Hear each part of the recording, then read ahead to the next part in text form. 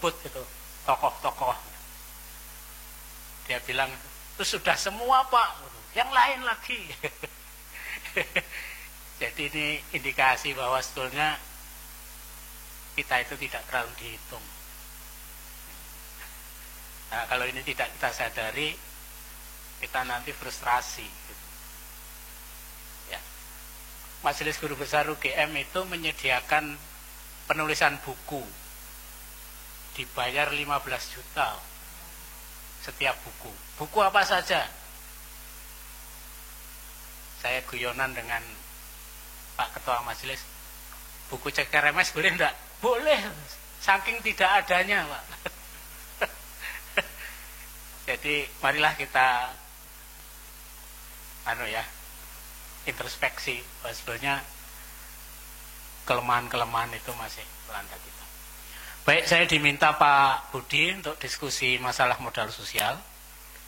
Saya kira saya coba kumpulkan beberapa literatur dan memang banyak sekali dimensinya modal sosial ini. Barangkali yang saya sampaikan nanti hanya salah satu dari dimensi itu. Nah, kalau dibagi secara sederhana itu ada 3 macam modal. Ada modal fisik, ada modal manusia, dan ada modal sosial. Modal fisik itu adalah yang tangible, yang dapat diukur. Modal manusia itu biasanya kaitannya dengan human resources. Dan modal sosial itu kaitannya dengan social relationships yang intangible. Nah, banyak orang keliru menjumbuhkan antara modal manusia dan modal sosial. Sebab modal sosial itu baru ketahuan setelah orang itu berhubungan dengan orang lain. Ketika dia sendirian itu belum kelihatan modal sosialnya. Yang kelihatan modal manusianya, human capitalnya, skill, education, level of education, dan sebagainya. Nah, modal sosial ini bisa pada beberapa level, pada level kelompok, organisasi, komunitas, masyarakat. Gitu ya. Jogja ini dinilai pada level masyarakat, modal sosialnya cukup tinggi. Dengan indikator konflik yang terbuka rendah, lalu hubungan pluralisme, ya, hubungan antar etnis, antar agama, termasuk pemberian posisi-posisi. Jadi kalau di UGM ini boleh itu rektor dari Jawa, dari Bangka, dari Aceh. Tapi sekarang mahasiswa saya yang di Samratulangi itu, jangan Pak itu jadi dekan, jadi rektor. Jadi ketua jurusan saja itu kalau orang Jawa sulit. Ya. Manado, kalau tidak Minahasa sulit. Hah? Putra daerah harus. Ya. Saya akan mengajak bapak-bapak dan ibu-ibu untuk melihat masalah pedagang modal sosial ini dari pedagang angkringan. Ya. Pak Umar tadi sudah berkeliling dunia. Saya ingin kita melihat Jogja untuk menerangkan pedagang angkringan ini. Ini ada studi di sebuah kampung di pinggir Kali Code itu, sebuah rumah itu dihuni oleh 24 orang. Itu perantau dari desa, dari Klaten, dari Cawas, dari sekitar situ. Nah, mereka ini bakul angkringan ini ya, ini ada pemasok gitu makanan, ada warungnya tidak masak, dia hanya menjualkan. Kalau tidak laku itu dikembalikan. Ini tanpa modal uang, modalnya lalu modal sosial tadi. Nanti kalau laku baru dibayar besok paginya. Dan demikianlah mereka ini survive. Ya, lalu pelajaran apa yang kita peroleh dari sini? Pertama, mereka itu mengembangkan trust, saling percaya. Dari yang masak percaya nanti dagangannya bisa laku dijual, yang menjual dagangan angkringannya itu percaya bahwa makanannya nanti akan ada setoran. Jadi dia pasti bisa melakukan kegiatan. Ada reciprocal relationships antara pemasok dan penjualnya itu saling untung. Yang satu tidak harus masak, yang satu tidak harus jual. Dan mereka itu satu jejaring, satu networking. Institusinya itu mereka berasal dari sama-sama satu desa. Ya. Ada Gemenschaft of Locality, gitu ya, kira-kira. Dan mungkin sebagian juga saudara itu. Ada Gemenschaft of Blood juga. Jadi modal sosial ini bukan sekedar kohesi sosial, tapi lebih modal yang dipergunakan untuk kegiatan produktif. Dan baru kelihatan ketika orang menjalin relasi sosial. Mungkin skill, keterampilannya tidak terlalu tinggi, tapi ini survive. Nah, kira-kira salah satu yang paling sederhana untuk menerangkan karakteristik modal sosial itu seperti ini. Ada trust, ada reciprocal relationship, ada networking. Nah, lalu terjadi nanti bisa dilihat kapasitas orang, kapasitas kelompok, kapasitas komunitas, kapasitas sistem. Fokus dari modal sosial itu sebenarnya tidak melekat pada orang, pada personal, tapi lebih melekat pada kelompok, pada komunitas, atau pada sistem di sana. Dan variasinya menjadi bermacam-macam, tidak hanya bonding, tidak hanya satu lokal, tapi juga untuk kegiatan produktif lain. Ada studi yang menunjukkan pedagang garmen India itu juga melakukan model-model seperti ini. Jadi mereka tidak kulaan, tapi saling memberikan dukungan. Saya kira kontraktor juga melakukan hal serupa, dan itu yang dibangun bukan modalnya sendiri, tapi dia bekerja sama dengan toko bangunan dan sebagainya. Nah, coba kita lihat ABG, ABRI, Birokrat, dan Golkar. Nah, dulu ada kasat yang pakai jaket Golkar. Pak Oryadi dulu di sini ya Pak ya. Nah, ada kemudian pelaku bisnis klien dan pelaku bisnis yang relatif bersih. Kalau ingin punya proyek ini harus menjadi klien negara. Itulah yang kemudian dalam literatur lazim disebut klientelisme yang dikembangkan. Otoritarianisme dan klientelisme. Nah, rakyat pada posisi yang sangat lemah, pelaku bisnis yang melakukan perlawanan atau pihak yang melakukan perlawanan harus tergusur di sini. Ya. Sementara yang menjadi bagian klien itu nanti dapat porsi yang lebih besar. Nah, rakyat hanya sebagai objek pembangunan dan posisinya sangat lemah itu. Nah, nanti ini bisa langsung ke sini melalui program-program impres. Jadi Soeharto mempraktekkan otoritarianisme militerisme dengan sempurna selama 30 tahun itu ya.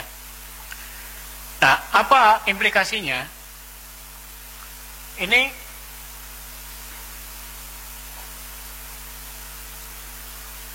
yang di tempat ya, semua sistem jadi top down. Soeharto jadi bapak pembangunan gitu ya. Nah, disinilah masyarakat sipil menjadi sangat lemah, dieksploitasi. Sebetulnya terjadi public distrust, tapi perlawanan selalu kalah. Nah, gerakan mahasiswa juga dikebiri ketika 66 itu menjadi bagian partai politik. kemudian diputus karena parpolnya dibubarkan. Ada peristiwa malari, kemudian Dewan Mahasiswa juga bubar.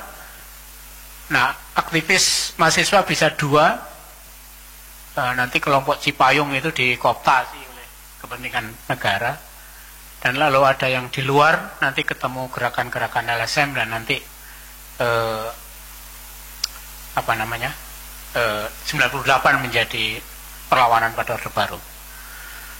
Modal sosial sudah rusak, orang sudah saling curiga. Nanti ada isu-isu Islamisasi, Kristenisasi, Jawanisasi, dan seterusnya.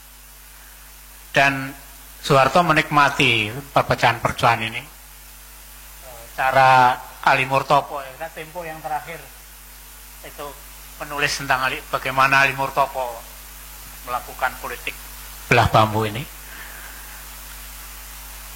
Reciprocal relationship tidak muncul, ini dihancurkan oleh klientelisme.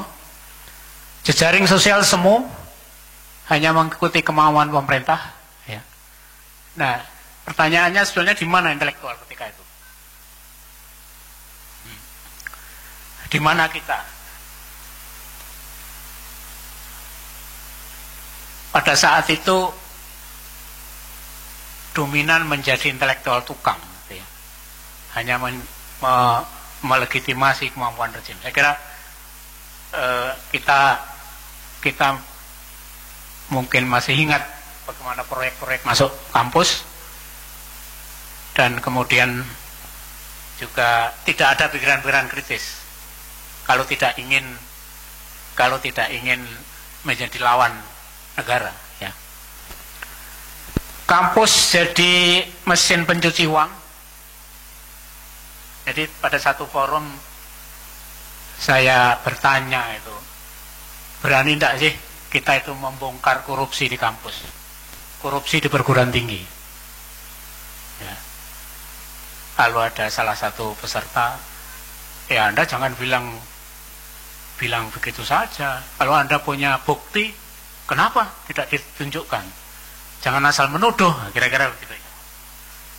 Lalu saya bilang, berilah saya otoritas untuk masuk fakultas-fakultas. Kalau ada proposal proyek yang ditandatangani bulan Oktober, bulan Desember sudah jadi, itu pasti hapus-hapusan. Ya. Dan itu dilakukan oleh banyak orang di perguruan tinggi.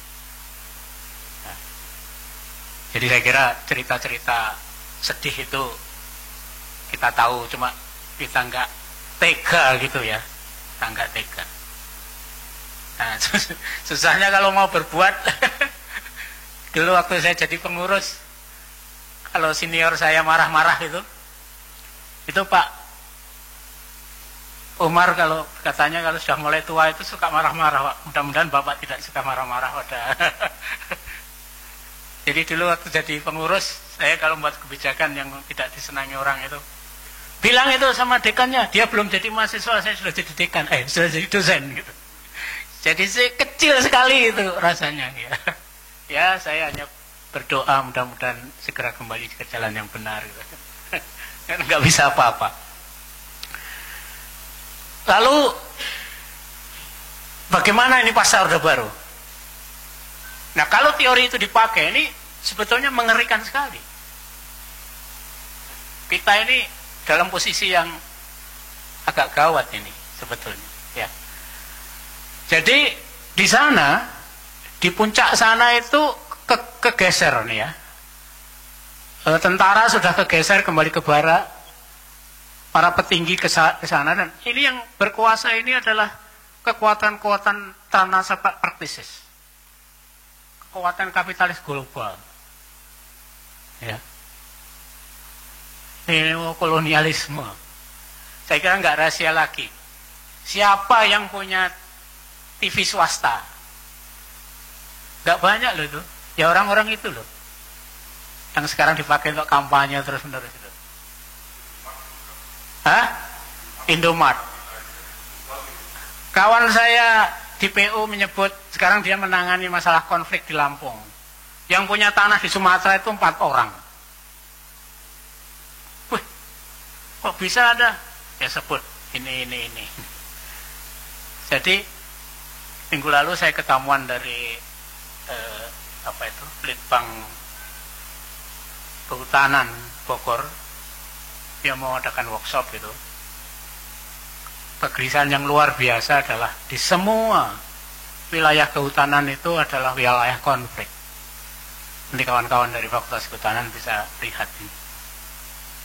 Jadi sebetulnya sedang terjadi gejolak yang panas itu. Di konflik pertanahan di Indonesia tinggi sekali. Nah, ini ada kegeser ke sini. Nah, kemudian ini ada pelaku bisnis, media, dan bahkan intelektual yang bisa dikategorikan hitam. Tidak ada komitmen. Ya, menteri yang masuk penjara itu dosen. Sekarang ada rektor masuk penjara juga. Ada rektor akan masuk penjara juga. Dan dua-duanya itu saya kenal baik sekali. Jadi ketika diskusi di Jakarta ada peserta yang agak yang ngece lah gitu. Itu gimana mahasiswa Anda itu? Nah, maksudnya anti Malarengeng itu kan mahasiswa sosiologi dulu. Oh, Anda itu gagal mendidik, macam-macam lah kayak begitu. Apa tidak diajari bagaimana good governance? Oh iya, saya ngajar sosiologi korupsi, tapi waktu itu dia nggak masuk kuliah, jadi nggak tahu. Ya, jadi nanti kalau ke daerah jangan kaget kalau kepada UGM sinis. Jangan kaget. Sinis, Pak. Jadi yang disebut tadi itu Dandake itu luar biasa. Pak Amal dulu pernah marah-marah sekali. PK mahasiswa S3-nya itu yang mau dikuliahi, yang datang adalah ajudannya. Suruh pulang. Saya tidak butuh kamu, butuh Ndoromo. Jadi ini sudah hapus-hapusan. Saya yakin masih ada, ya, masih ada yang punya komitmen, punya integritas kita. Tapi dugaan saya jumlahnya semakin kecil. Ya. Jadi inilah wajah perguruan tinggi kita. Jadi ini keprihatinan kita bersama. Nah, sekarang mari kita lihat globalisasi ini ya. Dulu almarhum Pak Tokman Sutrikno selalu bilang globalisasi. Nah, ini adalah upaya untuk ada kesatuan ekonomi internasional, ada monopoli manipulasi, dan sekarang mereka makin diuntungkan. 65% jasa konstruksi di Indonesia dikuasai asing. Belum lagi energi, belum lagi tadi Alfamart, Indomart, Mart itu doronya sama itu, nanti di atas Unilever. Ya. Mobil murah ini sudah dianalisis itu bohong-bohongan. Ya mesti murah karena pajak ini dihilangkan, pajak ini dihilangkan. Ya. Jadi ini luar biasa. Gitu. Lalu apa? Ini melakukan eksploitasi sumber daya alam yang terus gitu. Hak adat ulayat sudah hancur, sudah. Kesenjangan ekonomi di daerah-daerah penambangan amat lebar, konflik, ada penguatan etnis, ada fundamentalisme agama, ya. Jadi sudah kecurigaan etnis tinggi. Satu ketika saya pernah ikut diskusi Batan yang dulu direktur, salah satunya itu mantan itu alumni MIPA saya. Jadi dia bilang bahwa nuklir itu sudah saatnya Indonesia. Malaysia sudah akan nuklir, Korea Selatan sudah, Singapura akan. Tapi kita masih jauh. Karena di forum internasional SBY 2 kali mengatakan Indonesia belum waktunya nuklir. Nah, di forum itu ada tokoh demonstran yang dulu anti nuklir. Dia bilang nggak bisa. Ini kalau energi seperti ini alternatifnya nuklir.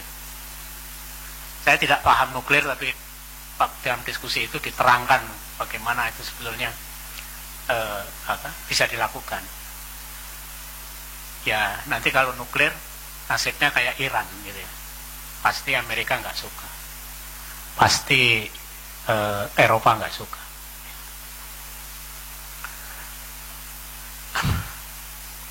Indonesia masih akan jadi pasar, ya. Nah, ada tukang cetak buku itu yang pernah datang ke ruangan saya menceritakan dengan Cina. Seberapa jauh kebenarannya saya tidak pernah tahu analisisnya. Tapi pertanyaan saya pada waktu itu, Anda pulang dari Cina? Ya. Kok bisa itu sampai garmen kurungan burung sudah masuk? Ya. Jadi katanya indoktrinasinya, Pak, indoktrinasinya pada rakyat Cina itu, Anda adalah produsen. Nah, jadi semua yang ada produksi harus dijual. Dan nanti jalan tol itu menghubungkan sentra industri ke pelabuhan. Lalu kereta api menghubungkan, jadi infrastruktur difasilitasi untuk akses pada pasar internasional. Nah, kita Jembatan Selat Sunda, saya sudah punya 2 studi, Pak. Nanti Bapak bisa baca laporannya. 2 studi itu. Ya, menarik itu, Pak, sebetulnya. Itu nanti jadi proyek hapus-hapusan sebetulnya. Akhir 13 ini akan dipancangkan batu pertama oleh SBY untuk mendongkrak suara Golkar, suara Demokrat pada 2014. Jadi saya kira harus hati-hati karena ini banyak proyek wacana yang enggak akan berapa triliun itu Pak butuhnya. Ya. Nah sekarang pertanyaan saya justru, kalau ini saya selani sedikit ini. Jadi bulan lalu ada diskusi di Hotel Safir Depdagri tentang air minum dan penyihatan lingkungan, AMPL. Salah satu adalah alumni Visipol gitu, cerita. Pokoknya proyek-proyek infrastrukturnya Depdagri itu selalu dikatakan gagal. Apa ya? Apa saja Pak itu? Gagal. Loh, apa memang Anda bodoh sekali sih kok gagal? Nah ini Pak, itu orang kampus begitu analisisnya seperti Bapak itu. Enggak Pak, itu nanti kalau gagal perbaiki, ujung-ujungnya itu nanti World Bank bilang itu loh, kalau untuk perbaiki ini loh ada dana. ADB bilang kalau untuk memperbaiki ini loh ada dana. Jadi ini ujungnya utang gitu. Ya. Apa? Iya mungkin. Ya. Nanti kalau apa orangnya ini kita bisa undang ya diskusi. Nah sekarang di mana sebetulnya intelektual kita sekarang? Ya. Tidur nyenyak. Ini Universitas Buta Huruf tadi Pak Umar sudah nerangkan bagaimana proposal itu. Saya dulu pernah seperti Bapak itu tapi di bidang lain. Hampir sama Pak. Bahkan saya menemukan 3 proposal itu ditulis ketua timnya guru besar dari sebuah universitas. Itu semua kalimatnya sama kecuali judul kotanya beda. Ya. Jadi yang seperti itu banyak sekali. Sekali lagi saya tidak mengatakan itu semuanya, karena saya masih ketemu orang-orang seperti Pak Umar itu yang integritasnya masih tinggi, komitmennya tinggi, betul-betul mau melakukan serius dengan penelitian. Nah, di mana sekarang intelektual kita ini? Ya, dengan Universitas Buta Huruf ini kita perguruan tinggi mengutamakan kuantitas. Program studi yang berhasil itu adalah yang mahasiswanya banyak, bukan yang pernah melahirkan teori apa, metodologi apa, mengkritik apa, tapi yang berapa jumlah mahasiswanya. Kelasnya ada kelas eksekutif, ada kelas jarak jauh. Sekarang sudah ada kelas jarak jauh sekali. Iya. Berapa tahun lalu, udah lama saya pernah mogok enggak mau ngajar S2 S3. Ini sudah enggak bener ini caranya. Jadi itu nomor satu kuantitas, dan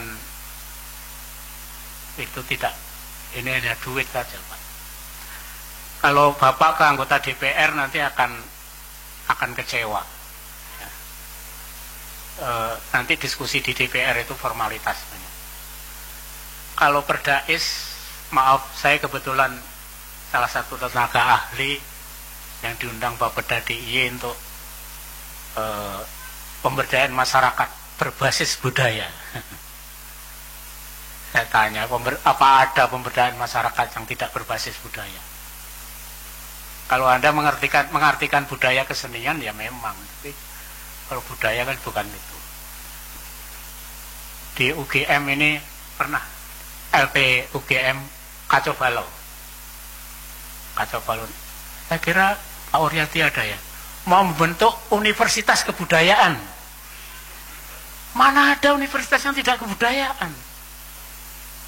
Itu kalau mengikuti Ki Jartiwantoro kan itu Cipta Rasa Karsa. Itu perguruan tinggi ya itu kan. Nah rupanya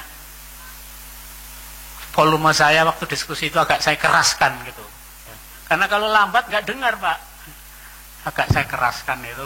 Ternyata sekarang berhenti itu diskusi itu. Jadi kita itu disorientasi Pak sebenarnya perguruan tinggi ini. Ini apa ini sebetulnya ya? Nah, karena kita sudah bergeser dari dulu intelektual perguruan tinggi menjadi agen perubahan, sekarang menjadi produk. Menjadi produk. Orang boleh sinis dengan Keraton Yogyakarta, Sultan Hamengkubuwono, tapi coba lihat bagaimana sepak terjang HB9. Keratonnya itu dibuka Pak untuk memfasilitasi perubahan, yaitu menjadi kampus Universitas Gadjah Mada. Ini kan di mana coba ada keraton yang dibuka untuk sekolahan? Karena itu tahta untuk rakyat ya di situ. Dia menempatkan diri sebagai agen perubahan. Kalau keratonnya, setinggilnya itu dibuka. Meskipun dulu angkatan saya nakal kalau demo dicoret-coret itu setinggil itu, karena nggak tahu. Yang mula-mula laku ndodok menyembah pada raja habis 9 dengan Universitas Gadjah Mada dibuka, siapa saja. Orang Aceh boleh ke sana,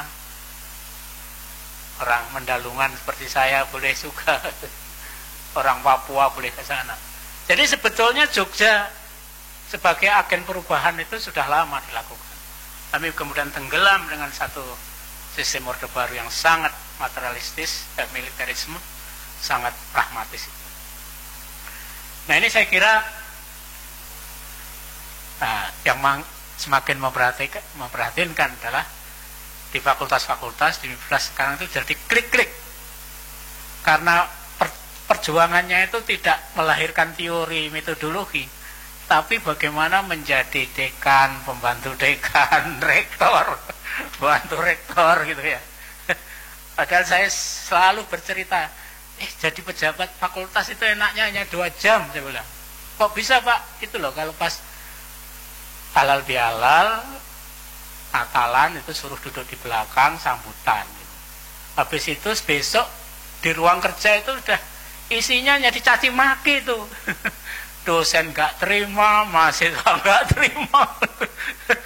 Jadi enaknya ya waktu duduk pidato di Natalan, halal bihalal itu. Selebihnya sudah seksaan semua isinya. Nah saya kira ini hal-hal yang bagaimana kemudian modal sosial kita posisinya sangat memperhatinkan, dan saya yakin kita yang hadir di sini punya komitmen untuk memperkuat lagi ini semua. Terima kasih, mohon maaf kalau ada kekurangan.